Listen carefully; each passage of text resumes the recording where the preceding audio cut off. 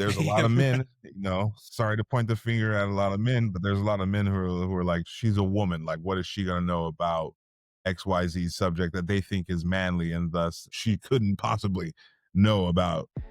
In a world that often pulls us apart, More in Common brings us back to what matters. Hosted by Gerren Taylor and Keith Richardson, this isn't your average podcast. It's a challenge to think deeper, question louder, and grow further. At More in Common, we work with NFL teams, tech companies, and professionals across industries to improve communication and foster compassion. And with a focus on emotional intelligence, we aim to bring a wealth of experience to help you navigate the complexities of human connection. We've never been more connected and yet more isolated. We want to explore the roots of that tension and offer a way back to what we all need: real human connection. Enjoy the show. Bum, bum, bum, bum, bum, bum. This is like the Fox intro, right? I'm feeling this. I'm feeling it. Pitch perfect, bro. Pitch perfect. We don't stop the music. Yeah, that's music to everybody's ears. That was a lot, dude. Do you want to just take a couple minutes and do your pitch perfect? I'm not mad at you if that's how you feel. Look, I don't know. I don't think I have dance in me. I don't think I have a dance off in me right now. No, it's not. You're not vibing out on this fine Saturday morning in Tijuana. I'm vibing out, but I'm like in a different vibe. You know what I'm saying? I'm like way more that's cool. On the lay back, on the body roll. You're over here having a whole West Side Story. The Sharks and the Jets are going at it over here. If we only had an insurance commercial reference, we would be in really good shape. We hit the trifecta. We would. Well, this really, week, really Keith, good. We're going to get into some discussions about logical fallacies, continuing our series of discussing them. We discussed on the show ad verecundium before. Yeah. So everybody can go back and do the straw man. Everybody can go back and check those out as well.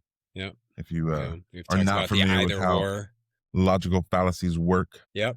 If you want to get into why we're doing the series, as a refresher, it's these logical fallacies that are often used to simplify the way we see the world can really get in the way of how we navigate dialogue and discussion and come to common agreement. And they happen to all of us, right? Yeah. Part of your bias, it's part of your ego, it's mixed into how you see yourself in the world, how you defend yourself often. Yep. And I think it's really important to also see when they're weaponized and used on purpose. Right? Which happens a lot with the one that we're going to talk about today. And go ahead and spit that definition on them.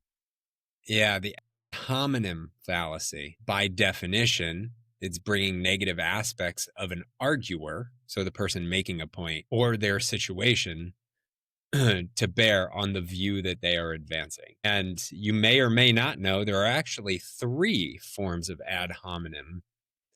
There's the one that I would argue is probably the most commonly understood, and that's the abusive ad hominem fallacy, where we really say something mean about somebody to discredit their argument. But then there's the circumstantial ad hominem, in which, depending on the circumstances where the arguer might find themselves, we may allege that their position is supported by self-interest rather than the evidence that supports their position. Right. So like the first one is when you're just straight up telling them they're just mean. You're just a wrong person. You're a bad individual. Thus, you cheated on your wife, so I shouldn't trust you with my taxes. Like your position, you just told me that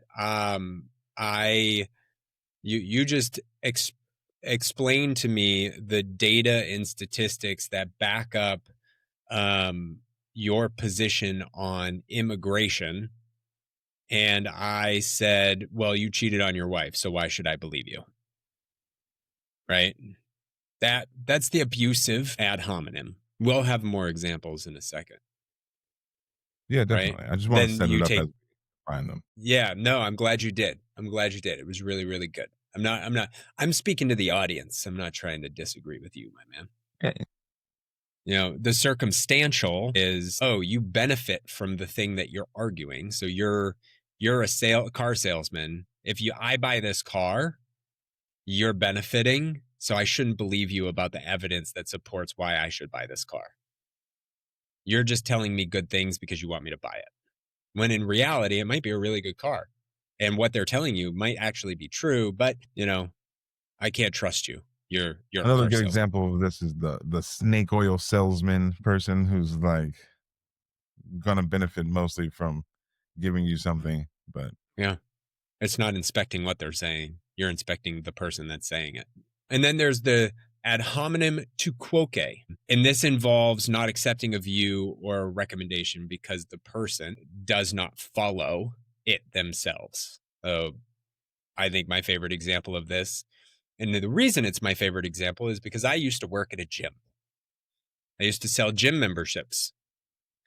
And my boss was about 380 pounds, extremely out of shape. And I would hear it often, right? Ugh, how can we buy a gym membership from him? Well, your gym membership actually has nothing to do with that person. But the way you judge the evidence from them is you don't do it, so why should I? Right.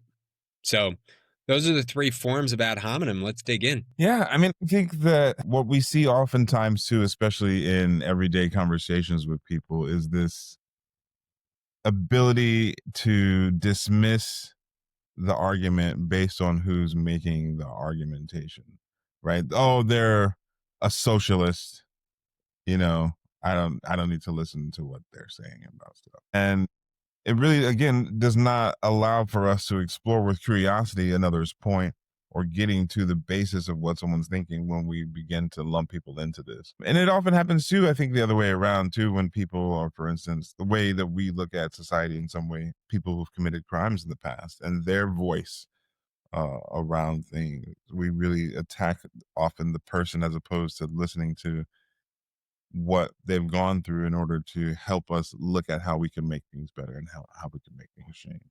And why do we do that? It's emotion, it's ego protection. Sometimes people are in a situation, argument, discussion, and they feel attacked. And so they resort to using an ad hominem attack to kind of skate out of it. Yeah. I mean, and we see this all the time. I think, we generally don't dig in on politics or discuss them. Though the last few episodes related to this, I think there's a lot of exploration that's necessary in the divide, as it is so aptly promoted, that we all feel like we're in this significant divide with other people. And it becomes much easier to find these ad hominem arguments because of the way we project the in group, out group bias. And, I think about, how people perceive Donald Trump, right? Look, if you don't like Donald Trump, there is literally right now, and this is part of the reason why I think this is so important to discuss, is because we can't get to resolution on anything when we have what seems to be a disconnect in logic. Everything Donald Trump does to people who don't like them is just impossible to accept that it is potentially good. When he took office, we'll talk about it. Let's talk about immigration. When he took office, there was a large sentiment in this country. It was a very, very, very straw man, in my opinion, that immigration was a problem. Okay, people were coming in, resource distribution, all of that stuff. But we weren't having the legitimate conversation. It was just open borders or not open. He did it. He shut down the border. And we don't have an influx of immigration or illegal immigration in our country right now. He put us in a position to reset the discussion about where we want to go with it. It's hard for people to accept who don't like him, myself included, that might be a good thing, because it slows the process, it calms things down, and it now gives us a chance to have a legitimate conversation. Now, most people can agree at this point in time, it has gone beyond far. General sentiment in our country is that it's like, whoa, A wait a little second, much. where A are little we much. going? A little much. But the inability to accept the premise that the starting point of closing the border is potentially a reasonable outcome for us to have a discussion around where we want to go is entirely hard for people to just say that without going, yeah, but he's a psychopath and we can't say he did anything good. Right. I think that's a great parallel. I mean, you're absolutely right. It appears so much in our politics these days, but it also appears in our personal relationships. You know, when people are in the workplace or in these types of same conversations, it's like they block out whatever this person's saying rather than accepting the feedback, right? Being unable to sit with that feedback, sometimes being challenged when, you know, we were talking with Katie about Amy the amygdala and how the amygdala tries to protect you, protect your identity, even when it's a perceived threat versus a real or actual threat. Uh, you often, no, I'm not the problem, they're the problem, and they're the problem for XYZ, XYZ reason that has nothing to do with what they're actually saying. And, people should think about it. Like, when's the last time you dismissed, ask yourself, when's the last time you dismissed someone's point because you weren't thinking about what they were saying, but who was saying it to you? And that's often I when think we get caught up in ourselves I think on you the bring personal up a scale of really, how. really, yeah. I think you bring up a really good point. This is the exploration of why it's important that we evaluate these things, right? When we see political, I'm going back to the political, but I do want to come back to what you just said. When we see political ads that attack a person regardless of their position, because the ad hominem is used in political ads all the time. They depend on you as an individual going, ew, gross, they're a disgusting person. I can't take Right, them seriously. right. I can't They support them. depend on you relying on this shortcut. Like, this is a value determination. If you're married and I'm divorced and I'm trying to give you marriage advice, you're less likely to take it from me unless it's framed in a way that says, these are the mistakes I made. Don't make these mistakes. But that's not marriage advice. That's giving you like a warning. Right. But if I sit here and say, well, here's how you can do it, you're less likely to take me seriously. So that reality, so understanding this, and we all know it happens, it's so easy for us to fall victim to it, especially when we don't like somebody for whatever reason. It's really easy for us to fall victim to it. Oh, yeah, I'm going to just now justify not considering that candidate because they did X, Y, and Z. That makes that choice easy for me. And I'll give another example how that's playing out here, even in our local school district, and how I'm trying to navigate that space and Oh, I time. love this. This feels like cheese man. But to your point, like getting feedback, this is how it gets real world. And you talk about Amy the amygdala. Like when we're growing up and we're teenagers and we are told, like, our brain is not, we know our brain's not fully developed, but we're really between the ages of 13 and 17, 18 are forming our social expectations and ecosystems. And I might do something. And if I find out my parents did something and then they are telling me not to do it, that's a tu quoque ad hominem, right? Oh, you didn't do it, so why should I? It's ignoring the logic. That's a logical fallacy, right? It's ignoring the logic of the situation now based on the circumstances for somebody else at another. And so when we're in a feedback with a boss who's like, hey, I need you to do X, Y, and Z, and it hurts because it feels like, oh, they're attacking me, or they're giving me feedback and it doesn't make me feel good because maybe I'm not doing a great job. So I'm instantly going to defend myself and say, yeah, but you don't do that. That doesn't mean you shouldn't do it. The logic of the discussion is the logic of the discussion. The delivery Yeah. of that logic doesn't necessarily have to matter when we're evaluating for our own personal decisions and structures.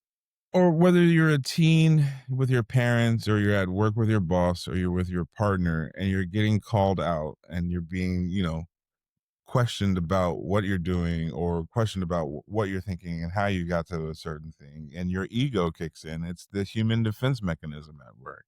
But it often requires us to just slow down and look at the situation and see if we're missing a blind spot, because sometimes it's true that people that don't even know you, because people use this often as their ad hominem, like, you don't even know me, right? Or Right. there's a lot of men, Right. sorry to point the Who are finger at a you? lot of men, but there's a lot of men who are like, she's a woman, like, what is she going to know about XYZ subject that they think is manly, and thus she couldn't possibly know about sports or race cars or whatever it is. And look Yeah. and see if they're judging the information for the quality of the information or just the source, right? It requires you to slow down. But especially when people feel challenged, they feel backed to a corner, they often react out of this emotional process as opposed to the logical process, and then often ad hominem slip right on in there. So easy to do. It's so easy to attack the person in front of you for being the deliverer of the news, because you have no way in that moment to rebut the news itself. And by news, I don't mean NBC News. I mean whatever information that they're delivering to us, right? The uncomfortable information that's coming across, yeah. And you can't control the There is things a that trigger you. That's the thing. As we start talking about how to process this, how to react to it, and the emotional intelligence triggers that are around dealing with this kind of stuff when it happens, it's and it's you're gonna hard. feel defensive. Yeah, you're gonna feel defensive at times. You are gonna feel backed into a corner, or nervous, or anxious, or scared. But emotional intelligence is the antidote, though, right? That's the practice that we always talk about. That none of this stuff comes easy. That you do have to work at it, but if you're aware of it when it's happening, it gives you the opportunity to try to work at it. Yeah, we think about the impact of the cultural relative sentiment of think for yourself, be an independent thinker. And this is how we do that. It's not by succumbing and saying, oh, that's what they said. It's understanding how maybe. And I'll give you an example of a struggle that I'm experiencing right now, especially in Yeah. preparation for this meeting, because I think this example really puts it all together as to the impact. So we have two school board candidates up for election, or two spots. One is a lame duck, Oh, this is the cheese not man. This is running the for gossip I've been reelection. waiting for. Yeah, go ahead. Yeah. Yeah. And one of the candidates, so four candidates running for these two spots. One of the candidates is backed by Moms for Liberty. Look, I don't support Moms for Liberty. And this particular candidate represents a value system that I don't align with. Now, I could probably stop there and just say, yep, that candidate's not going to get my vote. And I'm happy to have a conversation with anybody who's considering who to vote for. And here are the things that I've observed about the candidacy that this person is running. Maintain some sort of logical connection to what I understand they say and who represents them. And what I understand is the potential of direction that this individual would like to take the school board. And if you don't know anything about Moms for Liberty, I will let you look it up. We don't need to talk about it here. That was to the audience, not Gerren, because I'm pretty sure Gerren, who's well Yeah, no, versed, no, I'm aware. support for Moms for Liberty.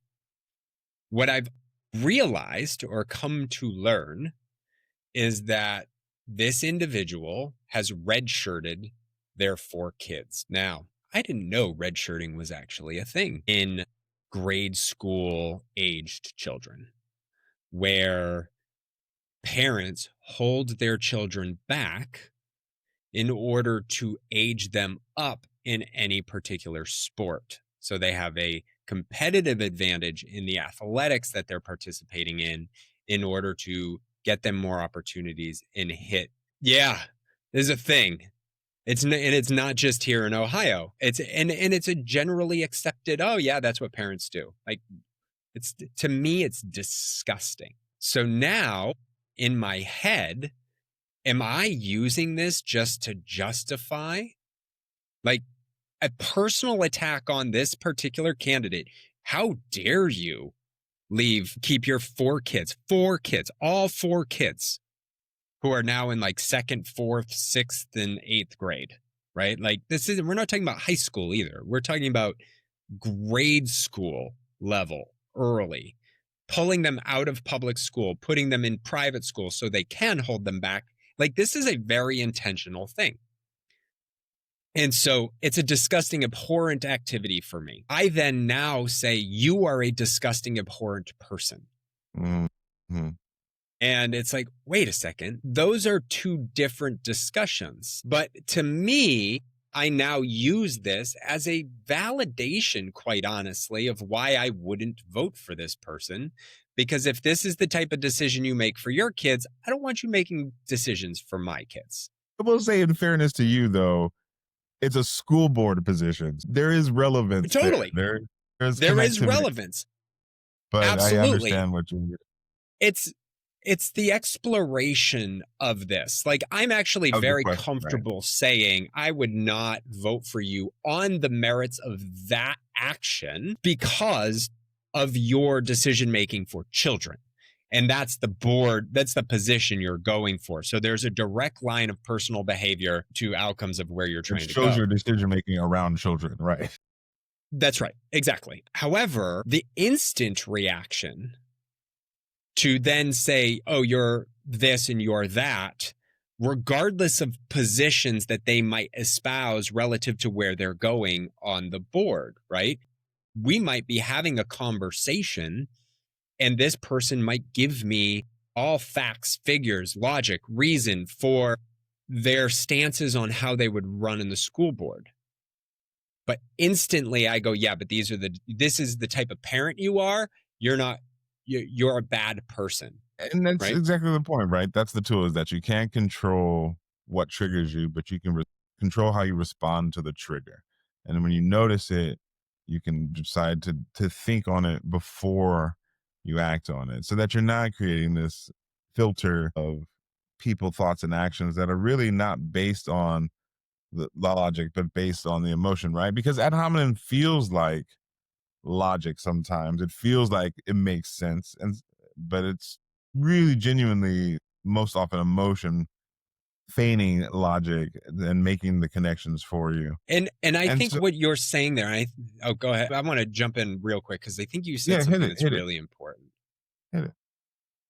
Like, the reflection there is that this is all wildly normal to our experience in life, especially we've talked about the Dunbar number, right? The more our civilization grows, the more people we're exposed to and experience that we're not connected to in any meaningful way on a day-to-day basis, and maybe we interact with them once every 5 years, the harder these things become, and it's very normal.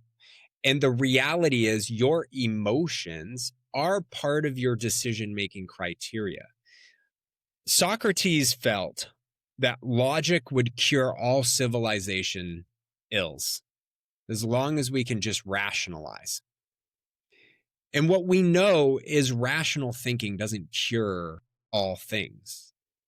We need to be able to use our emotional feelings, good, bad, and otherwise, as a data point in our logical processing. We're using it. This doesn't make me feel good. I don't like it. And then leave it there. Don't say, well, because X, Y, and Z is right, wrong, or indifferent. That's you ascribing a broader conclusion to your own emotional experience. And this is, you've said it already, the emotional awareness and intelligence becomes a critical component to be able to recognize how to navigate and move forward through these things. So how do we check ourselves before going ad hominem in real life? Pause before reacting, right? Ask yourself, am I responding to the message or the messenger, or how I feel about the messenger. Reframe is another good tool to use. If this message came from somebody else, would I hear this differently, right? If this was my mom giving me this So feedback, good. would I hear this Love that. differently? Respond with curiosity, not critique, right? Oh, that's an interesting point. Like, how did you get to that thought process? I love using that one because it really does, especially, and again, not to get too political, but especially with my friends who I disagree with politically, I love asking them, really? And what makes you think that? And a genuine curiosity. I know I'm sounding like facetious right now, Yeah, but you're it's sounding a genuine. little condescending right now, Gerren. But it is genuine because Ooh, sometimes it is. tell me more. Well, yeah, and also sometimes I see outlandish stuff. Like, who told you that you could have a post-birth abortion? That's not a thing. Anyway, and the other one is to separate worth from words. And again, that's parallel to separate what they're saying from how I see their point of view, so to speak, right? You can challenge an idea without devaluing a person. I think this happens a lot inclusively within certain groups. And we'll talk about this more on the next one. But even within certain groups, there becomes this like purity test where people who don't sound like what you think this kind of person should sound like is not that thing. I hope that made sense. Yeah, I think that summary is so brilliant. So I'm not going to overcomplicate and say more because the goal is to have simple action. And I would love to hear from the audience as it relates to ways that they navigate the ad hominem experience, both for themselves when they feel attacked and they instantly want to, with like when you instantly want to attack the, oh yeah, but you're an asshole, right? And I also do want to add in, remember, if you go back to the episode with Allison O'Brien, where we talk about the different listening habits, we all process information differently. Some of us process through the lens of people and the impact of that information on people. And some of us process through the lens of the information that's being shared. So this isn't that easy. It is not easy depending on who the language someone is speaking to you and how you receive information. So recognize that this is normal, but also recognize that it happens. And if there's one thing that Gerren said in all of the tips that he gave today, because I think he's given some wonderfully digestible tips, it's pause and think about it for just a second before Yeah. you react. Because we attack when we feel unsafe, and building connections requires us to stay open even when we're uncomfortable. And it's like Katie was talking about, being curious, grounding ourselves in that curiosity. So, the next time we feel ourselves getting defensive, think about, it's not about being right. It's about being real. The growth happens in the uncomfortable spaces a lot, right? So we can lead with curiosity instead of contempt. And we don't just try to win arguments, we try to win understanding. Like us, subscribe, share, and We liked it when you do those things too. those things are great. Start a conversation and recognize these things, and then tell us your stories and what you do to navigate these things. Love to hear from you. With that, This is the More in Common cast. I'm Gerren Taylor. That's Keith Richardson. We'll see you next week. Have fun. deuces.